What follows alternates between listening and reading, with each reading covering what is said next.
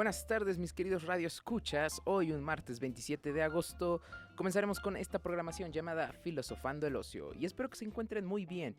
Yo estoy de maravilla porque ya me cambiaron el horario. Ay, gracias al cielo, porque Dios, luego venía esta noche muy difícil. Y luego de que soy de la mañana. Pero bueno, me presento, soy Héctor Ballesteros Espinosa y el día de hoy hablaremos acerca de dos temas que no se relacionan en teoría, pero que tienen un poco de, ¿cómo me explico?, carga filosófica.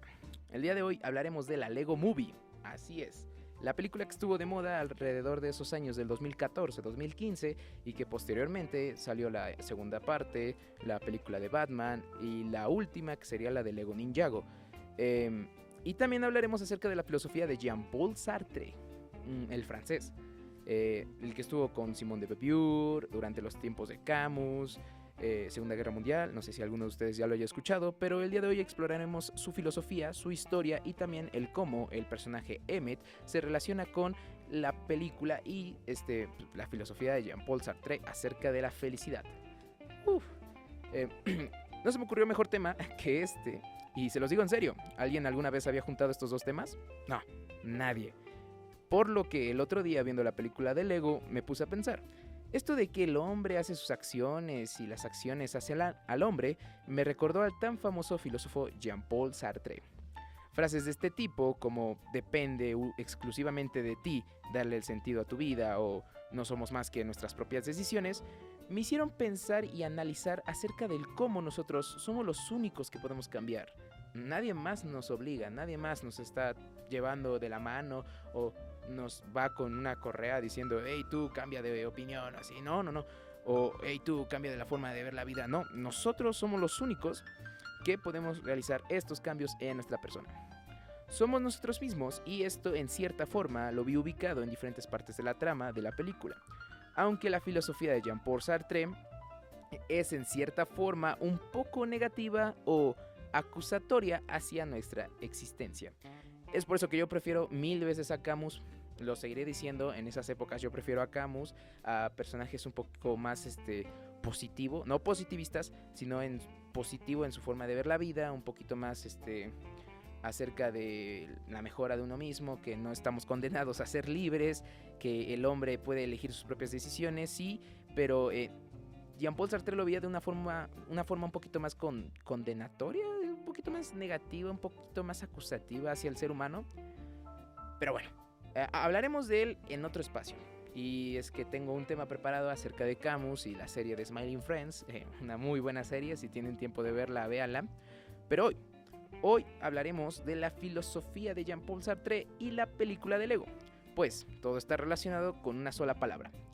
¿Qué palabra es? Libertad. ¿Y qué es la libertad? Bueno, les diré la definición de libertad. Libertad es la facultad o capacidad del ser humano de actuar según sus valores, criterios, razón y voluntad, sin más limitaciones que el respeto a la libertad de los demás, porque si no, sería un libertinaje. Para algunos filósofos este es un término muy explorado y muy común, y se podría decir que es hasta en cierto punto el centro de estudio de la antropología y la sociología, derivándose en tres grandes escalas. Nivel biológico, que es la libertad que se identifica con un cuerpo sano, a un nivel superior, que es la libertad que se identifica con la espontaneidad y de las tendencias, y en el nivel de conciencia. La libertad se define por la posibilidad de elegir, como nosotros podemos elegir desayunar un huevo, unas quesadillas, una fruta o incluso unos tacos de hace 2 semanas. Así que podemos encontrar a grandes pensadores explorando este vasto tema, como lo son Epicteto, que dice: eres el dueño de mi cadáver, tómalo, no tienes poder sobre mí. Una frase que podemos interpretarla como un mensaje a la muerte o a un dios de manera rebelde. También René Descartes menciona que la libertad es nuestra voluntad y se conoce a sí misma sin pruebas, por la única experiencia que tenemos. Así es, Jean-Paul Sartre, el tipo del pienso y luego existo. A Paul Valéry con la libertad es una de esas palabras que odio que valen más que el significado. Muy profundo. Así que es una frase que deberíamos estar leyendo, releyendo e incluso volviendo a decir para tomarle un poquito más de sentido. Y también podemos hablar de Rousseau o Rousseau, otro europeo filósofo, el cual nos dice: la libertad no consiste tanto en hacer la voluntad de uno como en no estar sujeto a la de los demás. Todavía en no someter la voluntad de otros a la nuestra. Otra frase que hay que releerla una y otra vez para poder encontrarle un significado. Y por último está nuestro querido Jean-Paul Sartre, quien es considerado como el filósofo de la libertad. Así es. Anteriormente, en el capítulo que no creo que haya alguien escuchado acerca de The Voice, hablamos de Foucault, el filósofo del poder. Curioso que los dos eran grandes amigos. Pero bueno, regresando con el punto de la libertad, Jean-Paul nos dice lo siguiente, y es que los seres humanos están condenados a ser libres, y esta libertad implica una responsabilidad total por nuestras acciones y elecciones. Y por esto mismo es que Jean-Paul Sartre no es mi filósofo favorito, ya que si lo observamos de forma un poquito más intensa y analítica, podemos encontrar un cierto pesimismo en existir de parte del filósofo.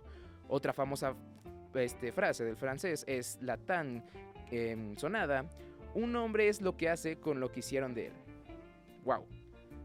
Pero esto último es cierto, sí y no, ya que como podemos ver en la película de Lego, que es una obra absurda, en el buen sentido del término, Emmet es un obrero el cual se convirtió en el elegido a pesar de que siempre fue instruido a ser simplemente una persona común. La película de Lego ofrece diferentes puntos de vista, pero hoy lo analizaremos con el concepto de la libertad de Jean-Paul Sartre. Ahora sí, vamos con esta historia, la cual es un poco interesante. Y bueno, la canción existe, pero ¿sabes quién también existe? Así es, nosotros mismos. ¿Y de dónde surge esta idea de existir? Bueno, surge del mismo existencialismo. Así es mucho el tema de existir, pero no se abrumen, ya que el mismo Jean-Paul Sartre explora esta ideología en diferentes textos. Pero antes de ahondar en el existencialismo y en la libertad que poseemos como individuos, pasemos a conocer la vida de este filósofo. Jean-Paul Sartre, conocido como el filósofo de la libertad, que ya lo había mencionado anteriormente, fue un filósofo, escritor y activista político francés, oui, considerado el padre del existencialismo ateo y figura central del marxismo. Sartre nació en París y se formó en la École Normale Supérieure, un nombre en francés, disculpen mi francés, no hablo francés, donde se interesó por la filosofía y la literatura. Su vida estuvo marcada por eventos tan dramáticos como la Segunda Guerra Mundial, durante la cual él formó parte de una resistencia francesa ante la posición nazi, y también durante las posguerras. Sartre se comprometió cada vez más desde el punto de vista político, ya que pues a cualquiera que le ocurra alguno de estos sucesos y está involucrado en el mundo de la política, tiene que apoyar a su país, obviamente, adoptando posiciones marxistas y defendiendo activamente causas como la independencia de Argelia. También rechazó el Premio Nobel de Literatura en 1964, afirmando que un escritor no debería de convertirse en una institución y tenía que procurar mantener su independencia. O sea, escuchen al tipo, llega a un punto en el que defiende la libertad sobre su reconocimiento, y es algo, sí, de aplaudir, algo memorable, pero es algo un poquito... O sea, si a mí me dieran el Premio Nobel de la Literatura, pues obviamente que lo agarro y lo pongo en mi casa, y cada vez que alguien entre, que lo vea, que se arrodille y que lo limpie, ¿no? Alguna tontería como esa. Pero bueno, ¿qué realmente hizo? Bueno, ¿por qué realmente hizo esto Jean-Paul Sartre? Y bueno, es que él recibió el Premio Nobel de Literatura, pero lo rechazó voluntariamente, argumentando que aceptarlo significaría acercarse más a uno de los dos bloques de la Guerra Fría, cuando su ambición, según declaró, era el entendimiento entre ambos, y es el que realmente observó las dos caras de la moneda, ya que en 1954, tras la muerte de Stalin, Sartre viajó a la Unión Soviética, donde afirmó encontrar una completa libertad de crítica, entre comillas, al tiempo que condenaba a Estados Unidos por hundirse cada vez en el prefascismo. Así es, Este sujeto era un poco socialista y a la vez capitalista. No estaba de ningún bando, pero se encontraba en la mitad. Lamentablemente, la muerte de Sartre tuvo un lugar en 1980 y un funeral atrajo a miles de personas que deseaban rendirle tributo en las calles de París. O sea, escuchen cómo es la historia de este sujeto tan inspiradora que miles de personas estaban en las calles de París llorando su muerte. Su legado filosófico influyó tanto en la filosofía como en la literatura, la psicología y las ciencias sociales. Ahora bien, ¿de qué nos habla la filosofía de Jean-Paul Sartre? Una de las teorías más destacadas de Sartre es, obviamente, el existencialismo, que él no es el padre, algunos consideran al padre del existencialismo como Søren Kierkegaard, pero sí ahonda mucho en el tema del existencialismo. Para él, la existencia precede a la esencia. Sí, yo también me quedé de a tres, pero esa es la frase. Y lo que significa es que los seres humanos no tienen una esencia predefinida o un propósito dado por alguna entidad superior. En cambio, somos libres de crear nuestro propio significado y valores a través de nuestras elecciones y acciones. Esta idea desafía las creencias tradicionales y plantea fundamentalmente sobre el propósito y la autenticidad de la vida humana. Mayoría de los ideales podemos observarlos en obras de este sujeto más influyentes como lo pueden ser El ser y la nada, donde nos sumerge en un análisis profundo de la existencia humana, o también en La náusea. Hablando del libro del ser y la nada, en esta obra Sartre argumenta que la existencia precede a la esencia, lo que significa que no hay naturaleza humana fija y predefinida. En cambio, somos libres de crear nuestra propia identidad a través de nuestras elecciones y acciones. O también en el libro de la novela, como lo había dicho anteriormente, Sartre nos sumerge en la mente de Antoine Roquetin, un hombre francés, así es, mucho francés, un hombre que experimenta una profunda angustia existencial. A través de la historia de Roquetin, Sartre examina la naturaleza de la libertad y la importancia de vivir auténticamente, haciendo esta última reflexión al lector sobre lo que se considera realmente auténtico. Ahora leeré un pasaje de la obra de La náusea, que a mí en lo personal me agrada mucho y actualmente estoy leyendo para poder hacer un poquito más ameno el guión. Y bueno, aquí va. Existo. Punto.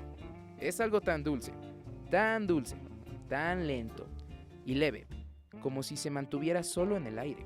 Se mueve por todas partes, roces que caen y se desvanecen, muy suave, muy suave.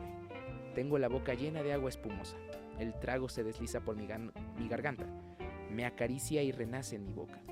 Hay permanentemente en mi boca un charquito de agua blancuzca que me roza la garganta y la lengua. Y este charco también soy yo, y la lengua y la garganta soy yo. ¿Qué podemos hablar de esto? Obviamente habla de la existencia.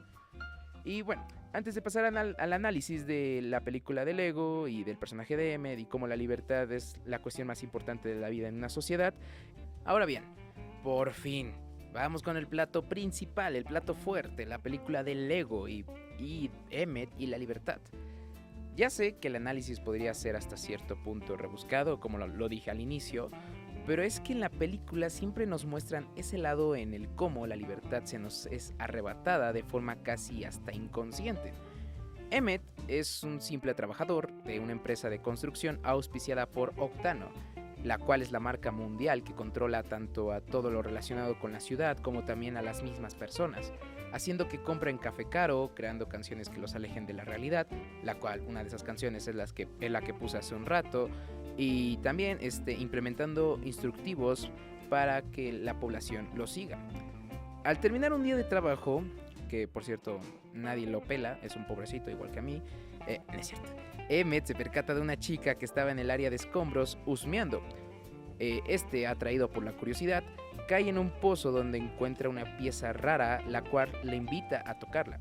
Después de tocarla, nuestro protagonista despierta en un interrogatorio donde el personaje de policía malo y policía bueno, que son la misma persona, y sí, literalmente se llama así, policía malo y policía bueno, empiezan a interrogar a Emmet contándole acerca del plan del hombre de negocios, y el cual es pegar a todas las personas de Lego con pegamento, y también acerca de una profecía acerca de la pieza de resistencia, la cual es la que me tocó y que ahora se encuentra pegada en su espalda.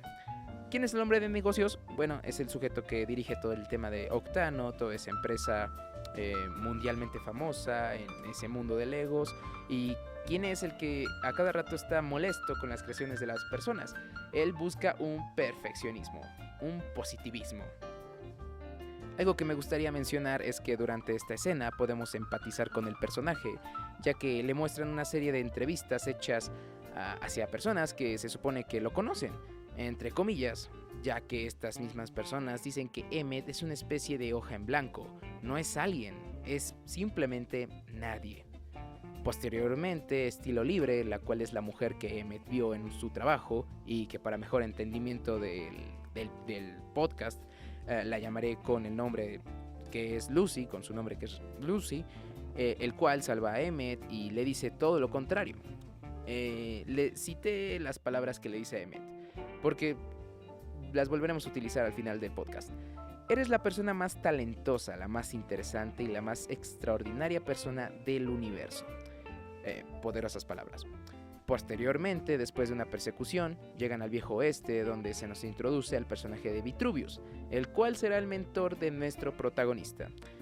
Los vuelven a perseguir y Vitruvius menciona que deben de unir la pieza de resistencia con el pegamento para así acabar con el plan del señor negocios, y además le dice una frase muy importante al protagonista, una frase que a mí en lo personal me gustó y en lo personal creo que es muy importante que alguna vez tomemos en cuenta para nuestra rutina diaria. No te preocupes por lo que hacen los demás, tienes que encontrar lo que hay de especial dentro de ti. ¡Wow! Y esto viene de una película hecha para niños. Técnicamente las películas que son para niños no tienen que ser simplemente basura y ya, como no, tienen que llevar alguna buena estructura, un buen guión para que sea memorable como esta película. Otra frase que me marcaría, que marcaría el personaje de Emmett por el resto de la película. Y Batman, sí, Batman, el bendito Batman, así es, el Batman lo salva, y después de esto se reúnen con los maestros constructores, los cuales serían una especie de grupo rebelde que tienen la habilidad de crear y construir. Después los vuelven a encontrar y todos los maestros son capturados, exceptuando a nuestros protagonistas, que después idearían un plan para poder detener al señor negocios infiltrándose en sus rascacielos. Spoiler, fallan, matan a Vitruvius de una manera muy escandalosa porque le cortan la cabeza con una moneda, y todos son capturados y puestos con los demás maestros constructores, a los cuales se les tenía presos en una especie de máquina succiona ideas. El señor negocios pone a marcha su plan y da la orden de ejecutar a todos los maestros electrocutándolos. Emmett se sacrifica para que esto no pase y Lucy se motiva por este sacrificio. Mediante la tele y por otros medios, se les dice a la gente de todo el mundo que se levanten en armas para combatir al señor negocios. Es en este momento cuando Emmett cae en un agujero que lo transporta al mundo real. Y aquí se viene el plot twist de la película. Nos damos cuenta de que todo lo que está transcurriendo en la película es obra de un niño, el cual se encuentra jugando con los Legos de su padre. Este último llega y se enfada, haciendo que todos sus sets de Lego los llene de pegamento. Esto repercute en el mundo de Lego, donde nuestros héroes se ven acorralados y, sobre todo, derrotados.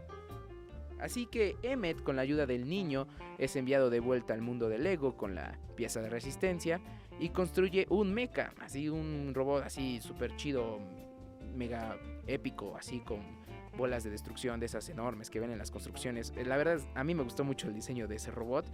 Deberían haberlo sacado en set. Si lo sacaron, yo no lo compré porque era un niño. Y salva a sus amigos. Llega con el señor negocios y es aquí donde se nos muestra dos planos diferentes. El padre comprendiendo que su hijo solo quiere jugar y al señor negocios entendiendo que lo perfecto es simplemente ser imperfecto. Como esa frase del Coraje, el perro cobarde, que le dice el pescado argentino: che, Coraje, la perfección no existe, es algo subjetivo, algo parecido.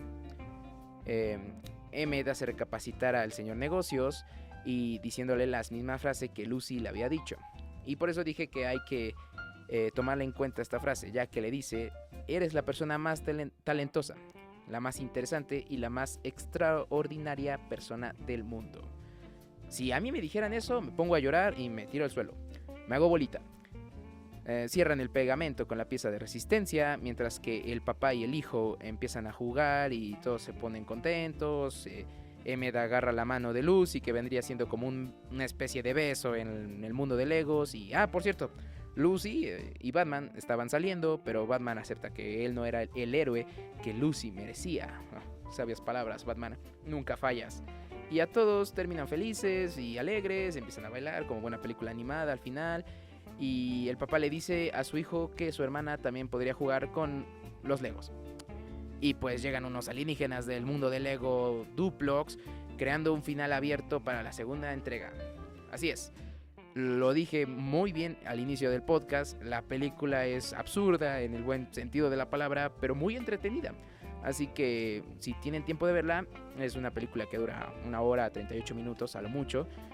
La película está hecha con Legos, con CGI, pero mayor parte de la película son Legos, son simplemente Legos. Ahora, el personaje de Emmett nos muestra el cómo, a partir de una deconstrucción de la libertad y el seguimiento de órdenes o instrucciones, se crea una disociación acerca de la autenticidad y del sentirse vivo. Emmett lo menciona. Nunca en su vida le habían dicho que era importante, interesante o incluso especial. Él solo seguía órdenes y su libertad se encontraba subyugada por un sistema el cual no solo lo exprime, sino que lo educa para que no tenga ideas creativas u originales. Es por eso que todo lo que acontece en la historia va generando un cambio en la ideología del personaje. Vitruvius lo menciona en algún momento cuando regaña a Lucy por enfadarse con Emmett. Jamás lo será si sigues diciéndole que no puede. Debe de darse cuenta de que sí puede. Sartre nos habla también de esto con su ya antes mencionada frase: un hombre es lo que hace... un hombre... espérate. Problemas técnicos. Aquí está. Un hombre es lo que hace con lo que hicieron de él. Emmett es precisamente eso. Un simple trabajador que empezó a tener creatividad. Chispa. Su cerebro era un mar sin ideas. Hasta que empezó a tener amigos y a gente que se interesaba por él. No es simplemente el hecho de ser especial por no ser nada, sino de convertirse en algo especial después de no haber sido nada. Y podemos observar esto en el libro de Sartre, La náusea, en el siguiente párrafo. Jamás había presentido, antes de estos últimos días, lo que quería decir existir. Era como los demás, como los que se pasean en la orilla del mar con sus trajes de primavera. Decía como ellos, el mar es verde. Aquel punto blanco allá arriba es una gaviota. Pero no sentía que aquello existía, que la gaviota era una gaviota existente. De ordinario, la existencia se oculta. Está ahí, alrededor de nosotros, en nosotros, ella es nosotros. No es posible decir 2 palabras sin hablar de ella y finalmente queda intocada. Hay que convencerse de que cuando creía pensar en ella, no pensaba en nada. Tenía la cabeza vacía, o más exactamente, una palabra en la cabeza. La palabra ser. O pensaba, ¿cómo decirlo? Pensaba en la pertenencia. Me decía que el mar pertenecía a la clase de los objetos verdes o que el verde formaba parte de las cualidades del mar. Aún mirando las cosas, estaba a 100 leguas de pensar que existían. Se me presentaban como un decorado. La náusea precisamente nos cuenta el día a día de un hombre el cual se ve atormentado por un amor que simplemente se le fue arrebatado. Es entonces cuando Rocketin, el personaje, un historiador, empieza a tener náusea del mundo que le rodea, no por el hecho de tener asco, sino que su propio sentir de existencia le produce una repulsión, y lo vemos reflejado en otros pasajes del libro. Todo estaba pleno, todo en acto, no había tiempo débil. Todo, hasta el sobresalto más imperceptible, estaba hecho de existencia. Y todos esos existentes que se afanan alrededor del árbol no venían de ninguna parte ni iban a ninguna parte. De golpe existían y después, de golpe, no existían. La existencia no tiene memoria, no conserva nada de los desaparecidos, ni siquiera un recuerdo. Existencia en todas partes, al infinito, de más siempre y en todas partes. Existencia siempre limitada solo por la existencia. Me dejé estar en un banco aturdido, abrumado por esa profusión de seres sin origen. En todas partes eclosiones, florecimientos, me zumbaba la existencia en los oídos, mi misma carne palpitaba y se entreabría, se abandonaba a la brotadura universal, era repugnante. ¿Pero por qué?, pensaba yo. ¿Por qué tantas existencias si todas se parecen? Emmet es esa persona que deja las reglas atrás para convertirse en un ser libre, que al final asquea de la libertad y le produce náusea. Pero con el pasar de la historia, abraza a esta existencia y se regocija en su creatividad. Deja de ser una especie más del montón, deja de ser una pieza más del montón para convertirse en un personaje importante. El elegido es simplemente esa alegoría. No es el que el destino lo haya elegido, porque al final de cuentas la profecía no era más que una patraña. No es que simplemente el hecho de existir es lo que hace al sujeto ser el elegido. El elegido por la vida, el elegido por la existencia, el elegido por lo que nos rodea. Eso es lo que nos hace ser una persona. Es simplemente dejar ir la imaginación y pasar de ser una simple pieza de Lego a ser una gran persona. Y bueno, esta fue la grandiosa analogía que hice de la película de Lego, muy rebuscada, por cierto, con la filosofía de Jean-Paul Sartre. Espero que les haya gustado, sobre todo cómo estuve un poquito construyendo las ideas, yendo de aquí para allá. Y bueno, para el siguiente capítulo me gustaría hablar acerca de una película mexicana, porque ya inicia el mes de septiembre, septiembre, y el Día de la Independencia. Bueno, no olviden seguirme en mis redes sociales. En Instagram me encuentran como Filosofando el Ocio, la cuenta oficial de mi programa, y también como Héctor Ballest, la cuenta personal, para que vean lo que subo por ahí.